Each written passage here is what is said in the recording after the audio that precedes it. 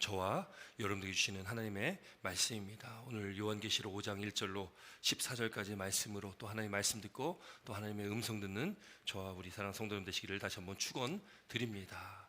우리 제목 같이 한번 읽을까요? 제목입니다. 시작. 죽임당한 어린 양, 죽임당한 어린 양. 여러분, 우리가 요한계시록의 말씀을 이게 보고 있는데, 우리가 지난 시간 우리 사장의 말씀 2주간 또 이렇게 말씀을 나눴습니다. 소아시아의 7교회에 대한 말씀을 기록하고, 또 그 이후에 하나님께서 이 사도 요한이 나이가 굉장히 많았거든요. 대략 90세 이상 됐다 이렇게 짐작을 좀 하고 있는데, 그 사도 요한이 지금 감옥에 gat혀 있는, 유배되어 있는 그런 상태죠. 그런 상태인데, 그 사도 요한에게 지금 하나님께서 그 하늘의 열린 문을 보여주시고, 또 하나님 앉아 계신 그 보좌를 보여주셨습니다. 우리가 2주 동안 말씀을 나눴습니다. 하나님의 보좌, 그 앉으신 이의 모양이 있는데 벽옥과 홍보석과 또 녹보석과 같았다. 참 좀 이해하기 어려운, 우리가 좀 상상하기 어려운 그런 모습이지만, 우리가 지난 시간도 말씀 나눴듯이 지금 사도 요한이 인간이 표현할 수 있는 가장 아름다운 것들로 지금 표현을 하고 있는 것입니다. 그럼에도 불구하고 하나님 계신 하나님의 그 나라, 하나님의 보좌를 우리 인간이 우리의 언어로 표현할 수가 없는 것입니다. 그러나 우리가 이 말씀들을 이렇게 짐작해 볼 때에, 그 하나님 계신 보좌, 주님 계신 그 보좌는 정말 우리가 이루 말할 수 없는 영광스러운 곳이겠구나, 영광스러운 보좌겠구나라고 우리는 짐작할 수가 있다라는 거죠. 여러분, 그 하나님 나라에 우리는 곧 가게 될 것입니다. 우리가 갈 곳이라는 거예요. 앞으로 이제 요한계시록 21장, 22장 마지막에 가면 새하늘, 그 새 예루살렘에 대해서, 우리가 들어갈 천국에 대해서, 거기 천국이 어떻다라고 기록이 되어 있습니다. 21장, 21장의 말씀 보면 천국은요 12진주문으로 되어 있고요, 그 길은 정금이라고 합니다. 유리처럼 아주 맑은 그 정금으로 되어 있다고 합니다.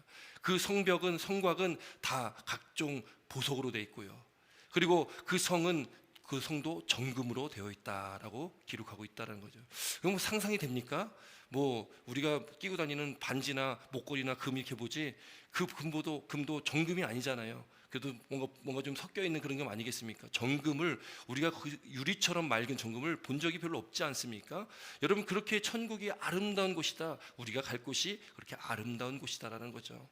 그렇게 하나님의 보좌를 보여주셨고, 또 그 보좌에 둘려서 24보좌가 있고, 그 24보좌에 앉은 24장로가 있었다. 그 24라는 숫자는 구약의 12지파, 신약의 12제자를 통합하여서 그 상징하는 24의 숫자는 모든 하나님을 믿는 구원받은 백성의 수다라고 말씀을 나눴습니다. 그 대표성을 띠는 24명의 보좌가 있다라는 것이죠. 그 보좌가 있고, 또 그 보좌 주변에 또 그 네 생물들이 있는데, 이거는 하나님의 만드신 한 영적 존재들이라는 거죠. 그 네 생물들이 있고, 또 그 네 생물들이 있고, 그 안에 또 성령께서 함께 역사하는 그런 이 하나님 계신 그 보좌에 대한 장면들을 4장의 말씀에 우리가 나눴습니다. 여러분, 지금 4장과 5장에 하나님께서 하나님의 보좌를 보여주시고, 또 오늘 5장에는 특별히 오늘 제목처럼 죽임당한 어린 양에 대한 말씀이 나옵니다. 오늘 이 말씀을 나누면서 4장과 5장을 통해서 사도 요한이 당시 예수 믿으면서 고통받고 핍박받고 환난 가운데 있는 그런 이 성도들에게 하나님의 보좌를 보여주심으로 우리가 장차 들어갈 곳이 이런 곳이다라는 것을 말씀하고 있는 것입니다. 우리는 그냥 이 땅에서 이렇게 고통받고 핍박받으면서 그냥 끝나는 그런 단순한 존재들이 아니라, 하나님께 택하신 하나님의 백성들이고 승리하신 예수 그리스도 안에서 우리가 승리할 존재들이다라는 것을 우리에게 말씀하시는 것이고, 그 당시에 그렇게 핍박받고 고통받는 초대교회 성도들에게 말씀하고 있다라는 거죠. 그 너무나 감사한 말씀입니다. 이제 6장부터는요, 이제 일곱 나팔, 일곱 대접해가지고 이제 심판에 대한 말씀들이 많이 나옵니다.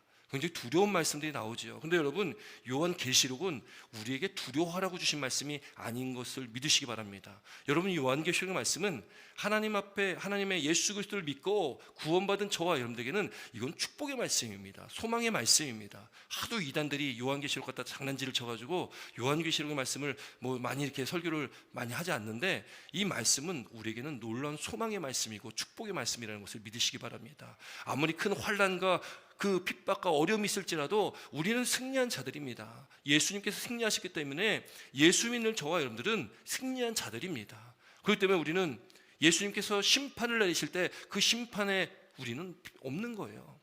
예수 믿지 않고 그렇게 살아가는 자들, 예수 믿다가 다시 재림하실 때에 여러분 우리는 하나님 앞에 서게 될 텐데 우리에게는 예비된 하나님의 나라 천국이 있다는 것을 믿으시기 바랍니다. 그러나 믿지 않는 자들에게, 하나님을 거부하고 인정하지 않는 자들에게는 지옥입니다. 지옥불, 그 영원히 꺼지지 않는 지옥불에 빠질 수밖에 없는 것이죠. 여러분, 근데 그 때가 가까워왔다 말씀하고 있습니다. 주님 오실 날이 가까워왔다라는 겁니다. 그날이 도적같이 임한다 말씀합니다. 그때와 시는 우리는 알 수 없습니다. 오직 아버지 하나님만 아십니다. 그러나 그날이 가까워왔다 말씀하니까 가까운 이 때를 살아가는 우리가 어떻게 살아야 되겠습니까?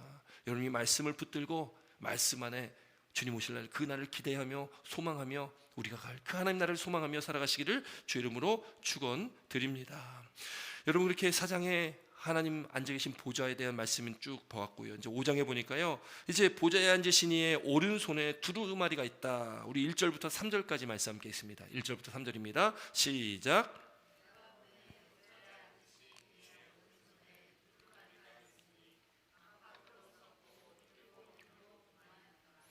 또 봄에 힘 있는 천사가 큰 음성으로 외치기를 누가 그 두루마리를 펴며 그 인을 떼기에 합당하냐 하나.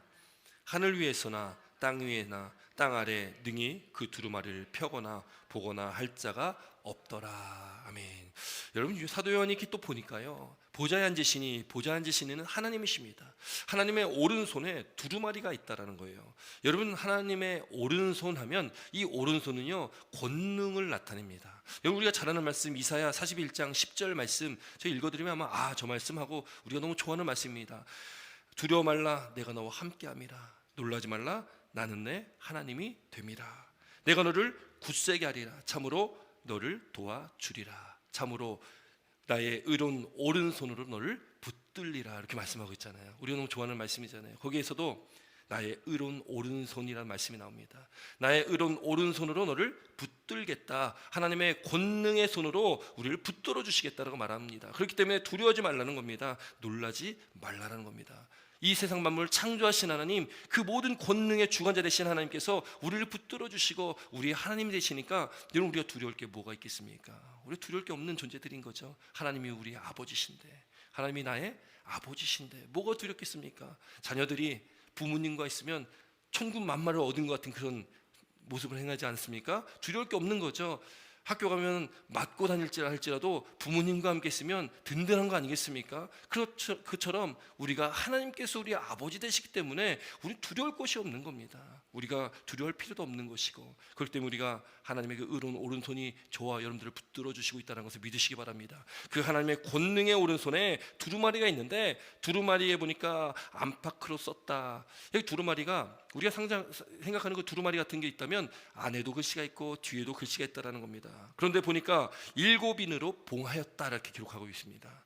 여기 인치다라는 그 사전적 의미를 보니까 뭐 도장을 찍다, 저치를 남기다, 뭐 이런 의미가 있어요. 그러니까 우리가 흔히 뭐 이렇게 편지를 쓰고서, 중요한 편지를 쓰고서, 아니면 뭐 이 관공서나 이런데 중요한 서류를 보면은 이 봉투에 보면은 봉투를 이렇게 여는 그 끝에다가 도장을 찍는 경우가 많이 있거든요. 그것도 인치다라는 의미죠. 인을 치고 아니면 뭔가를 스티커를 붙여가지고 이거 함부로 건드리지 마십시오 하는 표시를 해놓습니다. 그게 인침입니다. 그 인침이 있는데 7인으로 봉했다고 하니까 이 성경에 또 특별히 요한계시록에서 7이라는 숫자가 참 많이 등장하는데, 이 7이라는 숫자는 완전수입니다.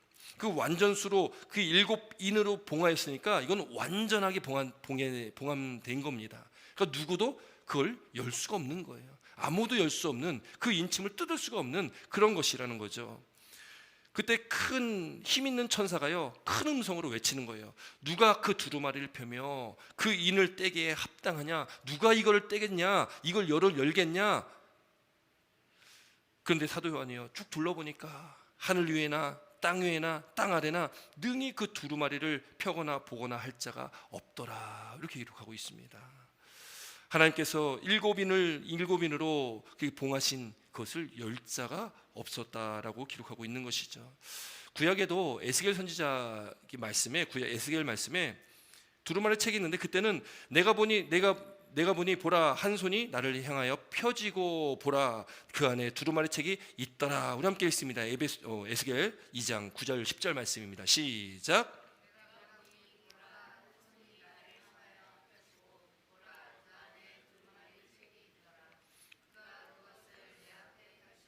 그 안팎에 글씨가 있는데 그 위에 애가와 애곡과 재앙의 말이 기록되었더라. 아멘.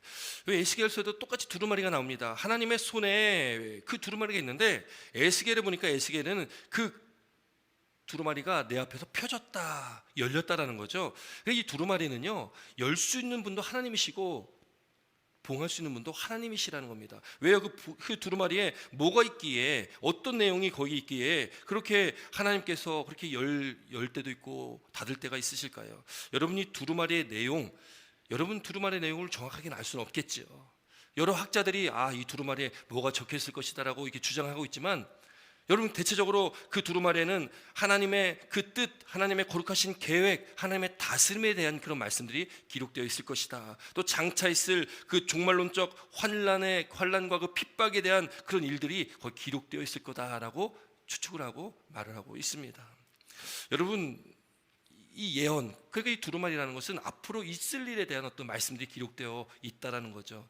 그 예언의 말씀들일 텐데, 여러분 오늘날에요, 아니 과거부터 지금까지 동서를 막론하고 서양이나 동양이나 많은 예언서들이 있습니다.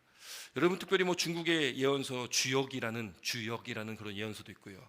또 조선시대 중기 이후부터 민간에 많이 퍼진 그런 예언서가 있는데 정감록이라는 또 예언서도 있습니다. 또 스웨덴에서도 또 영계의 비밀, 나라마다 사람마다 막 이런 예언서들 많이 냈죠. 또 우리가 너무 잘 아는 예언서 하면 대표적인 것 혹시 생각나는 것 있습니까? 예언하면은 생각나는 것 노스트라다무스. 여러분 제가 2000년도에 큰일 날 줄 알았습니다. 노스트라다무스 예언 어쩌고저쩌고 해가지고 난리가 날 줄 알았는데 2000년도 딱 시작하니까 아무 일도 없죠. 여러분 인간의 예언은 그건 다 허황된 것입니다. 그것은 다 우리가 그것에 빠질 필요도 없고 들을 필요도 없는 그런 예언들이라는 것이죠. 여러분 모든 인간의 역사는, 우리 인간의 모든 역사는 다 하나님의 손에 있다는 것을, 하나님의 계획 가운데 있다는 것을 믿으시기 바랍니다. 하나님 안이시면 알 수가 없는 거죠. 여러분 그 하나님 손 안에 있는 그 역사, 근데 그 역사를 하나님께 이루실 일들을 우리에게 보여주셨습니다. 우리에게는 그 역사를 하나님께 이루실 일들을 우리에게 보여주셨다. 어떻게 해요? 하나님 말씀으로. 하나님 말씀이, 하나님께서 말씀하신 것들이 앞으로 있을 일도 다 성경에 기록되어 있잖아요. 여러분 지금 우리가 이 요한계시록 말씀 보면서 새 예루살렘, 앞으로 될 천국에 대한 말씀도 많이 지금 나오잖아요. 하나님의 보좌에 대한 말씀도 나오고. 근데 여러분 유튜브 보면은 천국 갔다 온 분들, 지옥 갔다 온 분도 참 많더라고요. 어떻게 이렇게 잘 여행을 다녀오시는지 모르겠지만 어쨌든 다녀오신 분들이 많이 있습니다. 여러분 그런 이야기도 들을 필요가 없습니다. 왜 그러냐면 성경에 기록되어 있으니까요. 성경에 기록되어 있으니까 기록된데도 하나님 계신 그 보좌는, 천국은 그런 곳이겠구나 라고 우리는 그렇게 상상할 수가 있다라는 거죠. 물론 정확한 것은 우리가 앞으로 장차 천국에 들어가 봐야 되는 겁니다. 그러니까 우리가 세상에서 밖에서 우리 유튜브나 여러 가지로 우리를 미혹하는 이야기들이 참 많습니다. 그 천국 갔다 오신 분들, 지옥을 보셨다 하는 분들은 꼭 이제 그걸 간증하며 다니잖아요. 근데 물론 하나님께서 또 어떤 분을 통해서 그렇게 역사하실 수 있겠지만 거기에 우리가 너무 미혹당할 필요는 없다. 왜? 성경에 다 기록되어 있기 때문에 성경을 벗어나면 안 된다라는 것이죠.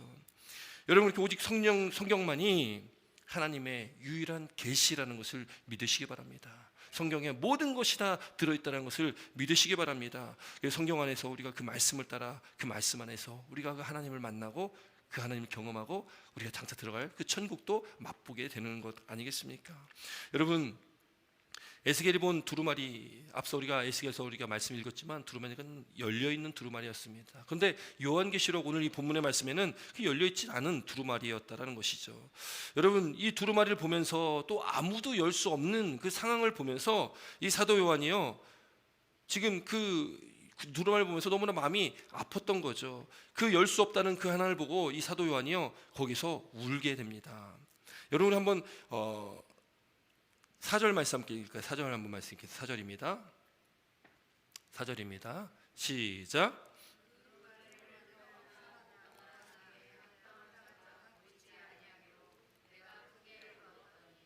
아멘. 여러분, 사도 요한이요, 지금 그 보니까 그 두루마리 열자가 없는 거예요. 그러니까 지금 크게 울었다, 크게 울었다. 뭐 대성통곡했다라고 우리가 볼 수 있겠죠. 통곡을 한 것입니다. 아니 왜 그 두루마리 그 볼자가 없다고, 그 봉안 7인을 풀 사람이 없다고 왜 울겠습니까? 여러분, 사도 요한은요, 그 당시에 예수 믿는 사람들, 또 그리스도인들 가장 큰 어른 아니겠습니까? 여러분, 그 어른이요, 지금 그 핍박받고 있고 환난받고 있는 그 성도들 보면서 너무나 마음이 아픈 거예요. 그래서 빨리 이 두루마리를 통해서 그 두루마리가 열리지 아니하면 하나님의 일들이 성취되지 않는 것을 말하거든요. 두루마리가 열렸다는 것은 하나님께서 그렇게 하나님의 일들을 이루시겠다라는 말씀입니다. 그런데 그것이 열리지가 않으니까 빨리 하나님의 말씀이 성취돼가지고 지금 그렇게 박해와 고난 가운데 핍박 가운데 있는 그 성도들이 그 최고 승리를 얻는, 구원에 이르는 그 놀라운 은혜를 경험하고 그것을 깨달아야 될 텐데, 근데 그것이 지금 봉함이 풀리지가 않으니까요. 성도들이 지금 아직도 그 고통 가운데, 고난 가운데 있을 수밖에 없는 거 아니겠습니까? 하나님께서 이 마지막 날에 이제 예수 믿는 자들은 구원하실 것이고 예수 믿지 않는 자들은 다 심판의 자리로 하나님께서 그렇게 심판하실 텐데, 그 일이 빨리 왔으면 좋겠다는 그런 소망 아니겠습니까? 여러분, 그런데 그 두루마리가 열리지가 않으니까 사도 바울은 그 성도들을 생각하면서 지금 그 하나님의 구원을 갈망하는 그 눈물을 흘리고 있다라는 겁니다. 그런데 그때에 한 장로가, 한 사람이 나와서 이 사도 요한에게 말하는 겁니다. 울지 마라, 울지 마라. 우리 5절 말씀 함께 있습니다. 5절입니다. 5절 말씀 함께 있습니다. 시작.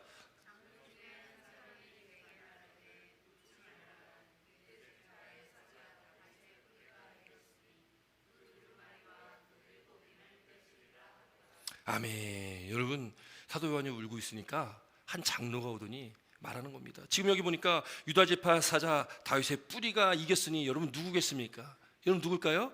예수 그리스도입니다. 예수님께서 이겼으니 그 두루마리와 그 7인을 떼시리라. 아무도 뗄 사람이 없었는데 지금 그 뗄 사람이 있는 겁니다. 뗄 분이 있는 겁니다. 누구예요? 예수님께서 떼신다는 겁니다. 얼마나 큰 위로겠습니까? 예수님께서 승리하셨다라는 거죠. 이기신 분이, 그분이 그 두루마리와 7인을 뗄 것인데, 여러분, 예수님은 이기신 왕입니다. 여러분, 예수님은요, 세상의 권세를 십자가의 능력으로 이기셨습니다. 여러분, 예수님은 죄와 사망의 권세를 깨트리신 분이십니다. 여러분, 그분께서 이긴 왕 되신 예수님께서 그 7인이 되어 있는 그 두루마리를 이제 펴실 거거든요. 그건 뭡니까? 심판하시겠다라는 겁니다. 여러분, 그 심판의 때는 앞서 말씀드렸듯이 구원받은 저와 여러분에게는 구원의 때요, 우리에게는 축복의 때라는 것을 믿으시기 바랍니다. 그러나 그렇지 않은, 예수님을 하나님을 인정하지 않고 하나님을 믿지 않는 자들에게는 심판의 때라는 것이죠.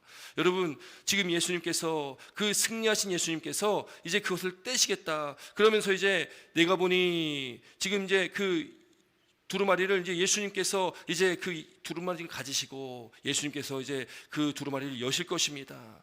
6절부터 7절 말씀 함께 있습니다. 6절 7절입니다. 함께 있습니다. 시작. 내가 또 보니 보좌와 내 생물과 장로들 사이에 한 어린 양이 서 있는데 일찍이 죽임을 당한 것 같더라. 그에게 7뿔과 7눈이 있으니 이 눈들은 온 땅에 보내심을 받은 하나님의 7영이더라. 그 어린 양이 나와서 보좌에 앉으신 이의 오른손에서 두루마리를 취하시니라. 아멘. 여기 보니까요, 지금 보니까 한 어린 양이 서 있다. 어린 양, 바로 어린 양은 예수님을 말하는 거겠죠. 여러분, 한 어린 양이 서 있는데 일찍 죽임을 당한 것과 같더라. 그 십자가에 달리신 예수님을 말하고 있는 것입니다. 근데 그 예수님께 그에게는 7뿔이 있고 7눈이 있다라는 겁니다. 여러분, 7뿔이 있는데, 여러분, 7뿔이라는 것은 그것도 권능을 말합니다. 권능. 그 7눈이라는 것은 통찰력을 말하는 거죠. 예수님께서 하나님이시기 때문에 모든 권능과 모든 통찰력이 다 예수님께 있는 것을 말하고 있다는 겁니다. 그리고 이 눈들은 온 땅에 보내심을 받은 하나님의 7영이더라. 이 7영은 성령을 말합니다. 그 예수님께서 하나님이시고 또 그 성령께서 성령과 예수님이 삼위일체 되신 하나님께서 그 모든 통찰하실 수 있는 모든 것을 아시는 전지전능하신 하나님이심을 말씀하고 있다라는 거죠. 그 어린 양이 나와서 보좌에 앉으신 이의 오른손에서, 이 보좌에 앉으신 이는 하나님이십니다. 하나님의 그 오른손에서 이 두루마리를 취하셨다라는 것이죠. 여러분, 그런데 오늘 이 본문의 말씀 보면은 5절에는 유다의 사자로 예수님을 표현했습니다. 유다의 사자다. 그런데 6절 보니까 어린 양으로 바뀌어져 있습니다. 여러분, 왜 이 유다의 사자, 뭔가 강한 능력이 있을 것 같은 그런 어떤 그 상징적인 의미로 유다의 사자라고 표현하고 있는데 왜 어린 양으로 이게 바뀌어졌을까요? 여러분, 사도 요한은 예수님께서 십자가에 죽으실 때 그 십자가 밑에 같이 있었던 사람입니다. 다른 제자는 다 도망갔는데 사도 요한만은 그 예수님의 죽으심 그 광경을 다 지켜봤던 사람입니다. 여러분, 그 사도 요한이 그 예수님의 십자가의 죽으심을 목격했고, 그렇기 때문에 예수님께서 이 어린 양이 있는데 그 어린 양은 일찍이 죽임을 당한 것과 같더라라고 표현한 것은 사도 요한이 그 자리에 있었기 때문에 예수님의 죽으심을 봤기 때문에 이렇게 표현을 하고 있는 것입니다. 예수님께서 십자가에 죽으셨고 또 말씀대로 부활하셨습니다. 그렇게 예수님께서 십자가의 죽으심과 이 부활하신 그 주님께서 이 세상을 심판하시고 또 이 세상을 구원하신 그 일들을 이 두루마리에 기록하고 있다라는 것이죠. 그것을 예수님께서 그 두루마리를 펴시는 겁니다. 여시는 겁니다. 여러분, 이 죽임당한 어린 양, 이 어린 양에 대한 말씀은 출애굽기에 나옵니다. 출애굽기에 어떤 일이 있었습니까? 출애굽기 12장에 가면은 이스라엘 백성들이 이제 이 애굽에서 이제 모세와 함께 나오게 될 때에 그때 10가지 재앙이 애굽에 내립니다. 근데 마지막 10번째 재앙이 첫 번째 난 이 장자들의 죽음이었습니다. 그때 하나님께서 이 모세에게 말씀하기를 출애굽기 12장 5절과 7절에 이렇게 말씀합니다. 함께 있습니다. 출애굽기 7장 12장 5절 7절입니다. 함께 있습니다. 시작.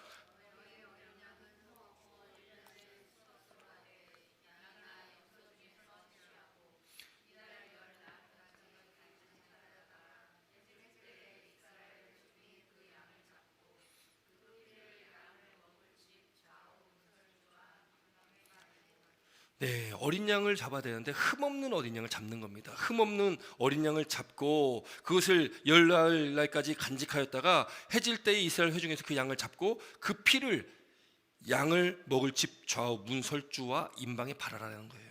그렇게 바르면 우리 12장 13절 14절 말씀 나오고 있습니다. 13절 14절 말씀입니다. 시작.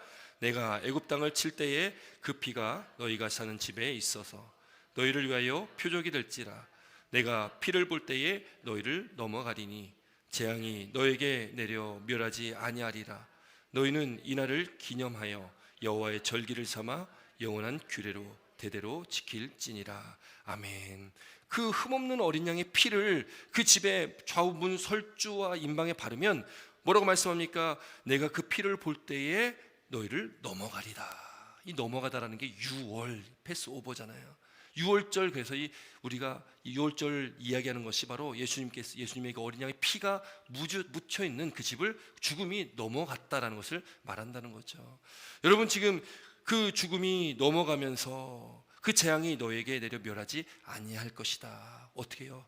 그 흠없는 어린 양의 피를 바른 집만 그렇다는 것입니다. 여러분, 어린 양이 흘린 피, 이 어린 양은 누굽니까? 예수 그리스도를 상징하고 있는 것입니다. 예수님의 피가 있지 않으면, 그 피가 우리에게 있지 않으면 우리는 영원한 죽음으로 갈 수밖에 없는 겁니다. 여러분, 우리가 예수님의 피를 의지하여서 예수님께서 십자가에 달려 죽으신 나를 위해 흘리신 그 피 때문에 우리가 그 은혜 가운데 우리가 살게 되었다는 것을 믿으시기 바랍니다. 여러분, 그 주님께 두루마리가 있습니다. 심판이 주님께 있다라는 겁니다. 여러분, 지금 이 말씀은요, 오늘 이 7절의 말씀에 어린 양이 나와서 그 두루마리를 취했다라는 것은 대관식을 말합니다.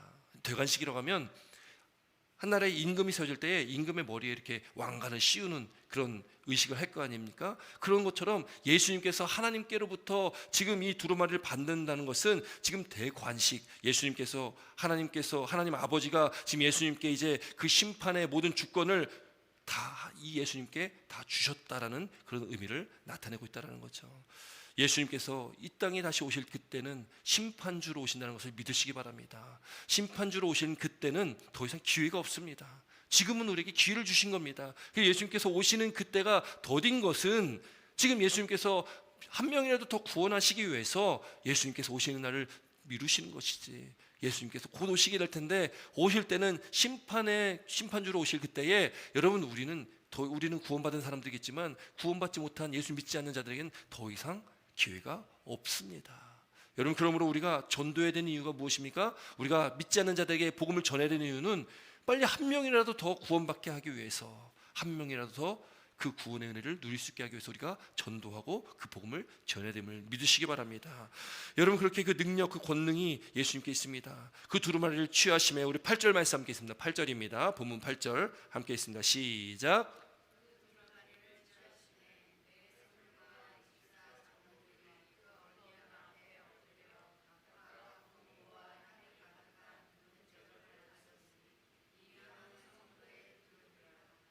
아멘. 여러분, 지금 이 어린 양이 내 생물과 24 장로들이 그 어린 양 앞에 엎드렸다는 겁니다. 엎드렸다는 경배했다, 또 예배하는 것, 그런 것들을 말하고 있습니다. 그러니까 지금 이 내 생물들과 24 장로들, 내 생물들은 앞서 말씀드렸듯이 어떤 영적 존재, 뭐 천사라고 이야기하는 분들 계시는데 어떤 영적 존재이고, 24 장로들은 구원받은 하나님의 백성들의 대표성을 띠는 사람들입니다. 그 사람들이 그 내 생물과 24 장로가 어린 양 앞에 엎드렸다는 겁니다. 그것은 경배를 드리는 것입니다. 그리고 또 여기 말씀 보니까 엎드려서 각각 검은 고와 향이 가득한 금 대접을 가졌으니 그 향은 성도들의 기도들이다 라고 말씀하고 있죠.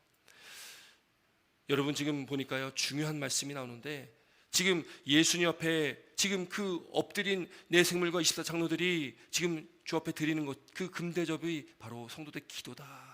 그 성도들의 기도가 지금 하나님 앞에 드려지는 것입니다. 여러분, 십자가를 통과한 이 복음으로 거듭난 하나님의 자녀들의 기도라는 것이죠. 여러분, 우리가 드리는 기도가 바로 그 기도들입니다. 우리가 하는 기도가 하나님 앞에 올려지는 것을 말하고 있다는 것이죠. 여러분, 우리가 기도한다는 것, 여러분, 기도는 하나도 땅에 떨어지지 않는다는 것을 믿으시기 바랍니다. 다 하나님 나라에 상달된다는 것을 믿으시기 바랍니다. 하나님께서 흠향하신다는 것을 믿으시기 바랍니다. 여러분, 그래서 우리는 기도하는 겁니다. 여러분, 기도하는데 기도의 중요한 건 뭐냐면, 우리가 필요한 것만을 기도하는 것이 아니라, 구하는 것이 아니라 하나님과의 관계 안에서 우리가 늘 기도를 해야 된다는 것을 믿으시기 바랍니다.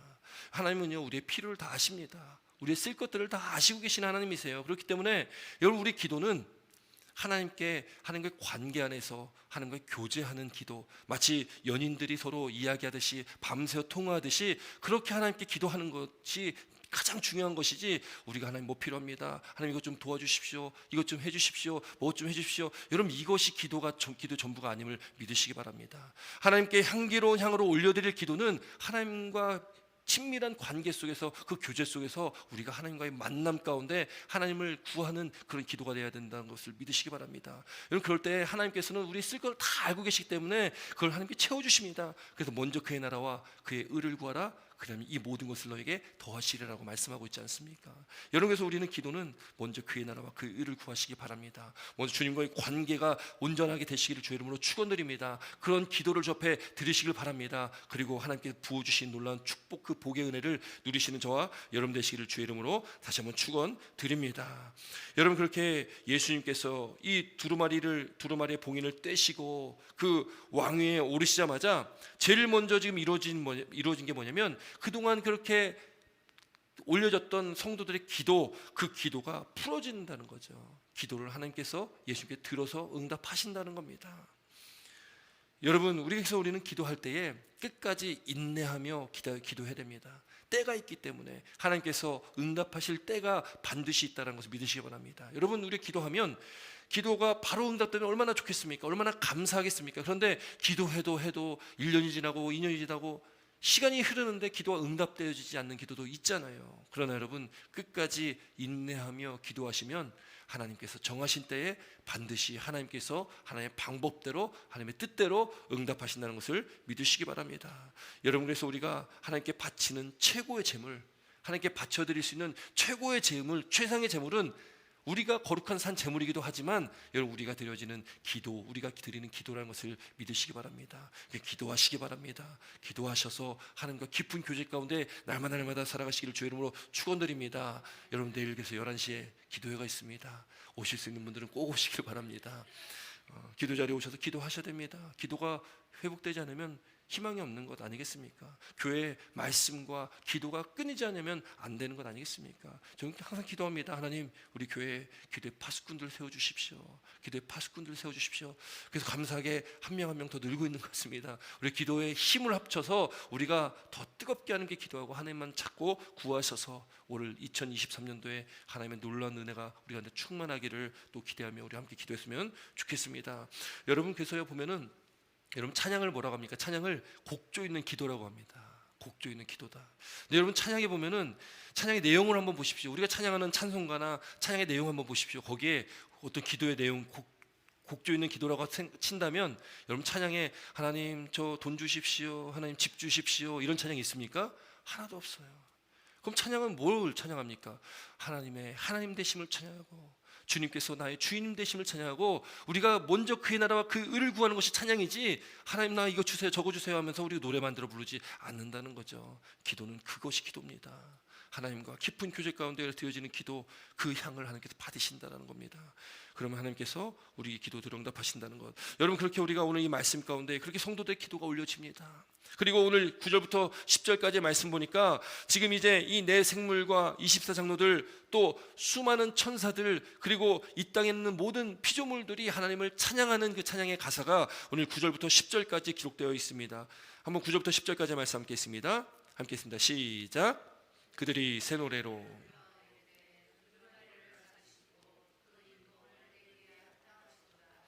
일찍이 죽임을 당하사 각 족속과 방언과 백성과 나라 가운데서 사람들을 피로 사서 하나님께 드리시고 그들이 그 우리 하나님 앞에서 나라와 제사장을 삼으셨으니 그들이 땅에서 왕노릇 하리로다 하더라. 아멘. 9절과 10절은 내 생물과 24장로들이 하나님께 올려드리는 찬양입니다. 여기 보니까 두루마리를 가지시고 그 인봉을 떼기에 합당하신 분 누굽니까? 예수님이십니다. 예수님을 찬양하는 거죠. 일찍이 죽임을 당하사 각 족속과 방언과 백성과 나라 가운데서 사람들을 피로 샀다. 이것을 다른 말로 바꾸면 속량해 주셨다는 겁니다. 속량해 주셨다.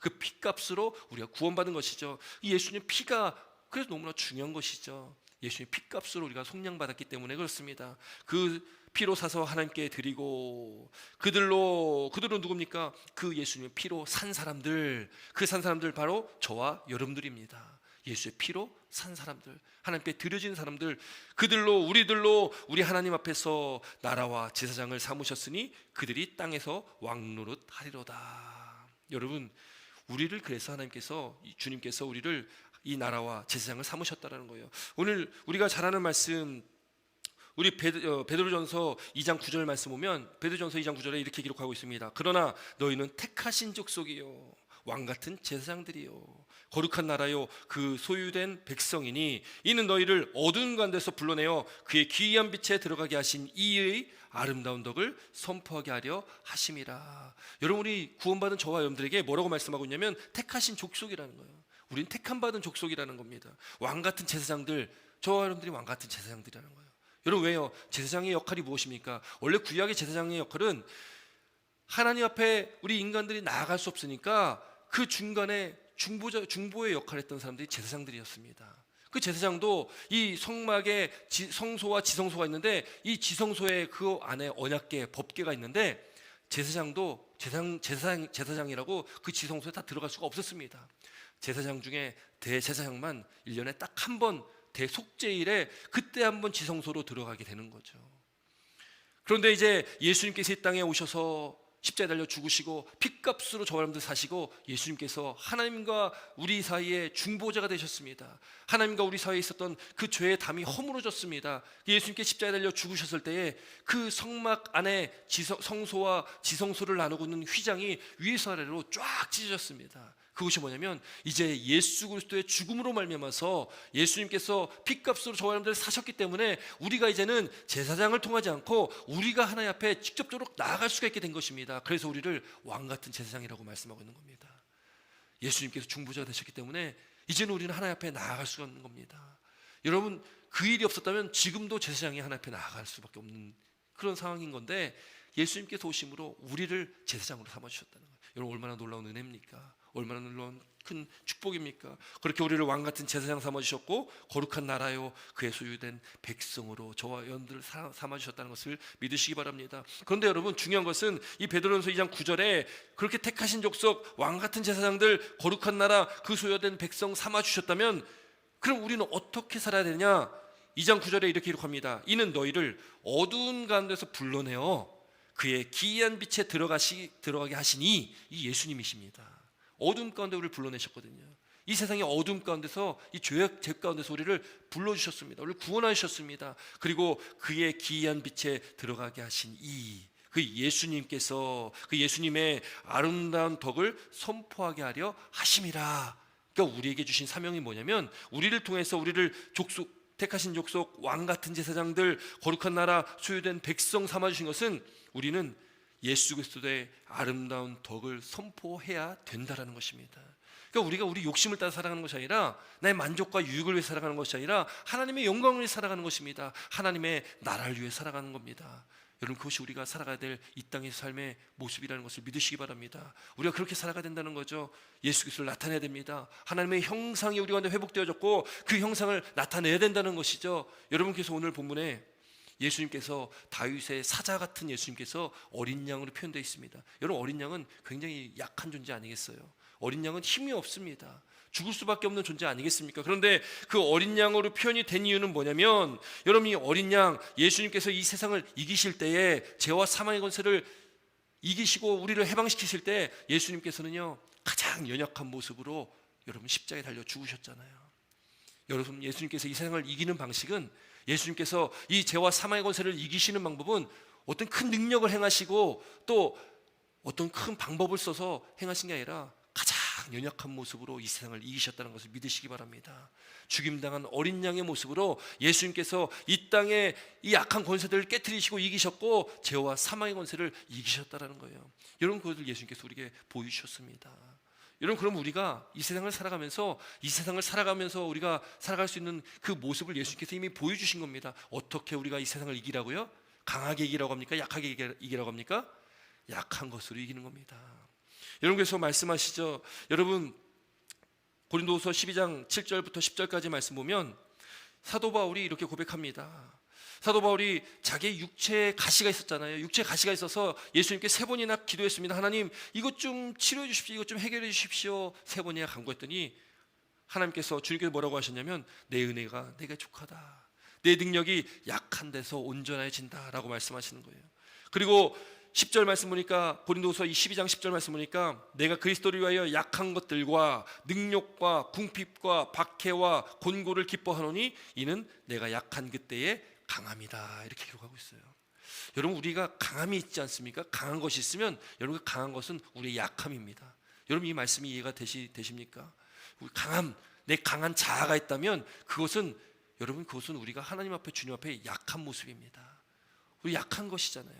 그런데 우리 약함을 우리는 자랑할 때에, 우리의 연약함을 자랑할 때에 그것이 우리의 강함이 된다는 겁니다. 예수님께서 십자가 달려 죽으신 그 죽임당한 어린 양이신 것처럼 우리도 이 세상을 살아갈 때에 우리도 그런 약한 존재로 살아가됨을 믿으시기 바랍니다. 여러분, 내 강한 자아, 내 자존심, 내 교만, 이런 것들이 나의 강함들입니다. 그것을 깨트려야 된다는 것을 믿으시기 바랍니다. 그걸 깨트려야지만이 우리의 약한 것들 가운데 사도 바울이 그 자신의 약한 것을 자랑했듯이 우리도 약한 것을 자랑해야 되는 것이고, 사도 바울이 고백했듯이 나는 오직 예수님의 그 십자가만이 나의 자랑입니다라고 고백했던 것처럼 우리도 예수님의 십자가만을 자랑해야 됩니다.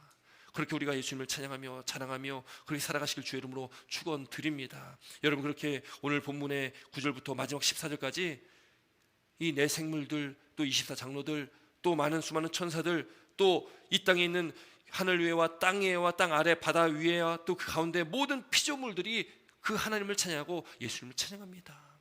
여러분, 구원받은 우리는 이 땅의 삶을 살아가는 동안에도 주님을 찬양하는 존재입니다. 또 우리가 앞으로 천국에 들어가서 하나님 나라에서 우리가 왕노릇하게 될 텐데, 그때도 우리는 하나님을 찬양하는 존재로 우리를 부르셨다는 것을 믿으시기 바랍니다. 여러분, 우리에게 주어진 이 하루, 또 살아갈 내일 하루하루의 삶 가운데 주님을 찬양하시고, 또 우리가 예수님께서 그 죽임당한 어린 양의 모습으로 이 땅에 오셔서 죄와 사망의 권세를 이기셨듯이 우리도 약한 것들 자랑하시고 십자가만을 자랑하셔서 약할 그때가 곧 강함이다라는 그 말씀처럼 우리가 이 세상에서 승리하는 삶, 이 세상에서 그 주님의 말씀을 이루는 복된 믿음의 삶이 되시기를 주의 이름으로 축원드립니다. 기도드리겠습니다.